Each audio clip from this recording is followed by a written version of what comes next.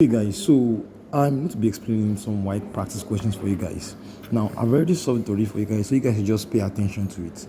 Now, I need to use the board because of one or two reasons, but please just pay attention to this so that you know how to do it. So this is the first question. If y minus 1 log 10 4 is equal to y log 10 16, without using calculators or mathematical tables, find y. Now, straight to it now. The solution. Now, this is a typical logarithmic question. Now, you have to find y with this logarithmic question. Now, there are 7 or 8 rules of logarithms, and one of the rules says that when you are given this kind of thing here, y minus 1 log 10 4, the y minus 1 will move to the top of this place, because the power of this 4 can also come down here and multiply everything here. Now that is how it is in logarithm. So therefore, when we reverse it, we'll be having log 10 4 raised to power y minus 1 equals to log 10 16 y. This y2 went up to the 16 side, so we're having 16 raised to power y. Now we can now divide through by log 10, because log 10 is common. So when you divide through by log 10, we now have 4 raised to power y minus 1 equals to 16y. Now this is now an exponential equation under indices. So what do we do here now? We break 4 down to its lowest point. You have 2 square. Then we'll break this one down to the lowest point. You have 2 raised to power 4. So now multiply it by by the power before we're having y minus 1 here and y here. When you multiply the square by y minus 1, you have 2y minus 2. When you multiply this one 4 by y, you have 4y. Now, how do we get this 2y minus 2?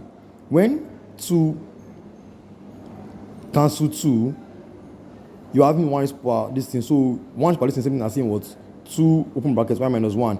Now when that 2 multiply through, you have 2 minus 2. And this one too, you're not having to come down to as 4y. Now you will now collect like terms.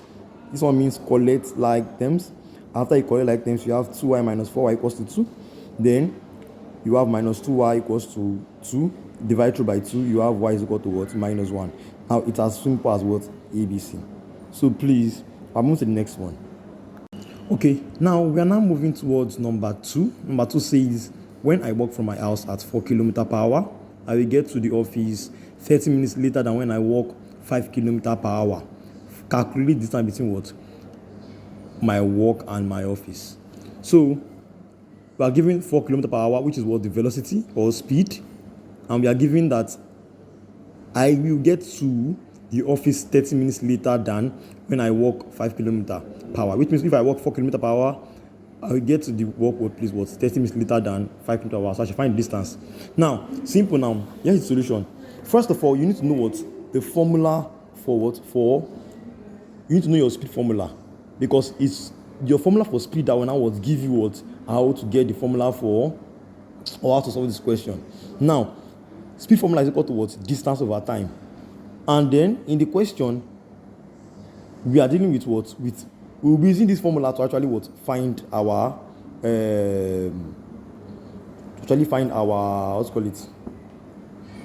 find our distance.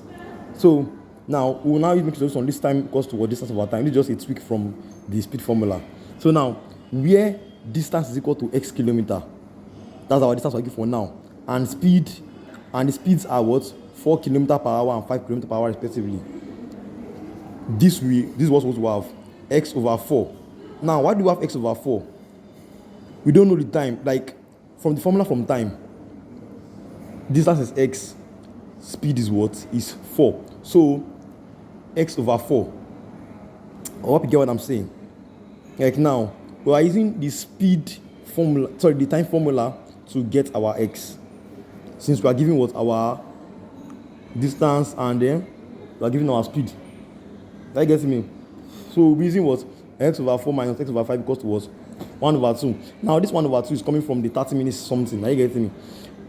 Because the 30 minutes is 1 over 2 of 60. Are you getting me? 1 over 2 of 60 is 30. That's why we're having 1 over 2 here.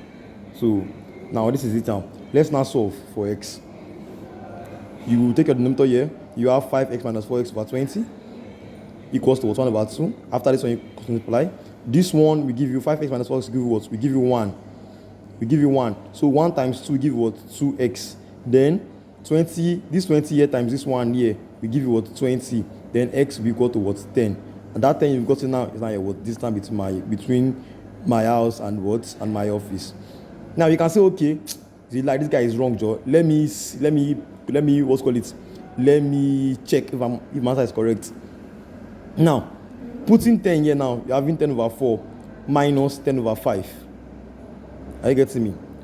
When you solve this, you see that you will get the value for, you get that 30 minutes. And what is 30 minutes again? 30 minutes is let me read again. When I walk from my house at 4 kilometers, I will get to the office 30 minutes later than when I walk 5 kilometers. Now, 30 minutes is the time interval between what? When I walk 4 kilometers and when I walk 5 kilometers. Are you getting me? So that's just it. Alright, so that is simple as ABC. So let me just make sure you see it very well and then you know what to do. Alright. Okay guys, good evening everyone. So I want to explain this other part here. So you are told to solve the equation 2 over 3, 3x minus 5 minus 3 over 5, 2x minus 3 equals to 3. Now you can do this in two ways. The first way you can do this is by multiplying through by 15, but I will give you the long step for those of us that used to have issues understanding shortcuts. You get, so let's go straight to the long step. You multiply through by 2 over 3 for this bracket, open this bracket, you open this bracket. Now when you open the bracket, you'll be having 6x over 3 minus 10 over 3 minus 6x over 5 plus 9 equals to 3. After that, you move further, you get your answer as 2x minus 10 over 3 minus 6x over 5 plus 9 equals to 3. Once you've gotten this answer, you now want to collect like terms. What are like terms? That is terms that look alike. For example, now 2x and 6x over 5 look alike, so they're like terms. So you subtract them, and then you now come down to this part. After that, you now do LCM. You get the LCM of both sides. You now arrive at this part, 4x minus 37, 4x over 5 minus 37 over 3 equals to 3. You now collect letters again. You'll be having 3 plus 37 over 3. Now, after that, you solve. You get to this point, 4x over 5 times 40 over 3. You cross multiply and then you solve. You get your answer. Find x. Now, the shortest cut is this one. Very, very simple. Okay, let me write it. Finish. We're having 68 over 12 equals to 5.667. Now, in this one, you have to solve the equation again. That same question, but see you multiply through by 15. Why? Because of the LCM of 3 and 5 is what? Is 15. When you do that, you will now have what? 10 open bracket 3x minus 5 minus 9 bracket 2x minus 3. Sorry for the old distractions. Then equals to 45. Now this 45, how do you get it? Is what? By multiplying 3 by 15. You get what? 45. After that, you open the bracket. You will now be having 30x minus 50 minus 18x plus 27 equals to 45. After that, you collect like terms. You get what? 12x equals to what? 68. Then make x solve the formula. You have 60 over 12, which is equal to what? 5.67. Now that is what your value for x. Simple as ABC. Alright guys, now this is another question. Question 3. It says that what? P varies directly as Q and inversely as the square of arrow. If P is equal to 1, when Q is equal to 8 and arrow is equal to 2, find the value of Q when P is equal to 3 and arrow equal to 5. Now, these are two different questions. You have to first of all find K for the first one. Sorry about the shaking stuff. Find K for the first one before you find the other one. So now, this is a typical what? Joint variation question. In joint variation, you'll be dealing with what? 3 variables and not 2 variables. It's only in direct and inverse that you deal with what? Just 2 variables.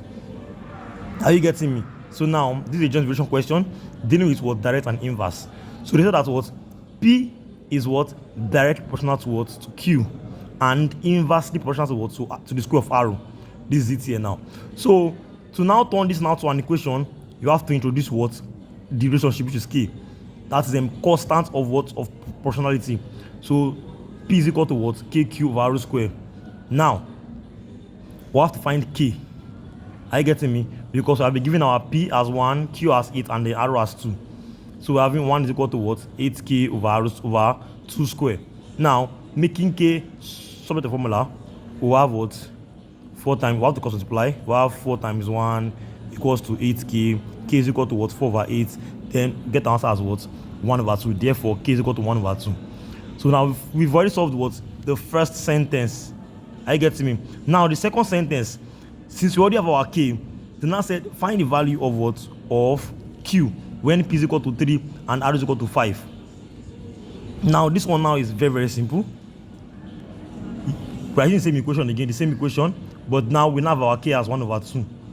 So our p here is what, 3, and our r here is what, is 5. So now putting it in the equation, we are having 3 is equal to what, 1/2 q over what, 5 square. We have what, 3 times 25 is equal to 1/2 q. Q is equal to what, 75 times 2. Because when you make q a subject formula, you have this. Are you getting me? Which is equal to what, 150. So you see, it's as simple as ABC. So now this is a version question. Don't worry, we'll be solving more in the class, and then you guys will understand it better. Thank you.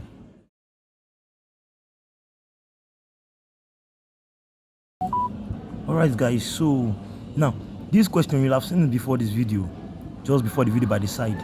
Now the question is the question under what, longitude and latitude.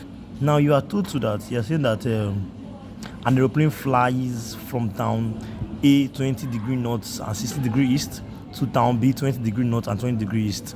In search of what, if the journey takes 6 hours, calculate the average speed of the aeroplane.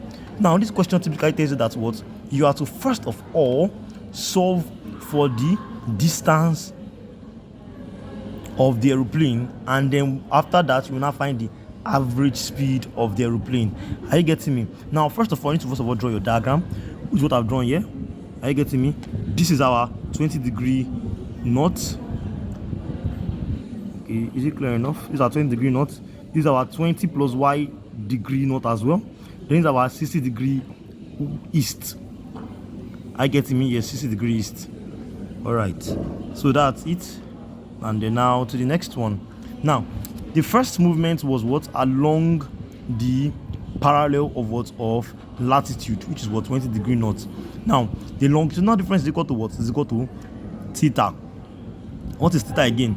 Theta will be the 60 degree east minus the other what, 20 degree east, which will give us what, 40 degree east. Now that will be our what, our first theta here. Are you getting me? So now to find the other cos theta, this other cos theta is our what, is our 20 degree north, which is this one here. I mean this one here, yes. Our latitude is our cos theta here, she gets. So this one is for the longitudinal difference, this one is for the what, the latitude degrees. All right, so now you will now be arriving at this point now. 60 minus 20, 40, 6,400. Let me write theta equals to 20 degrees. So now formula for distance traveled of in this thing longitude and latitude is what, is theta over 360 times 2 pi r, where this r is what, r cos theta. Now when you solve, you get to this point, then you put the values and you get your answer. Now once you've got your answer, you are not done yet. You need to find the average speed of the aeroplane, and to get that, you divide this particular answer by what, by 6, because of, you are told that if the journey takes 6 hours, calculate the average speed. So since the journey is taking 6 hours, you divide by 6. If it's 8, divide by 8. So since it's 6 divided by 6, you have what, 700 kilometers. Now the part 2 says that if it then flies due north, I'll call that one the second movement. If it then flies what, due north from town B to town C, 420 kilometers away, calculate correct to the nearest degree the latitude of town C.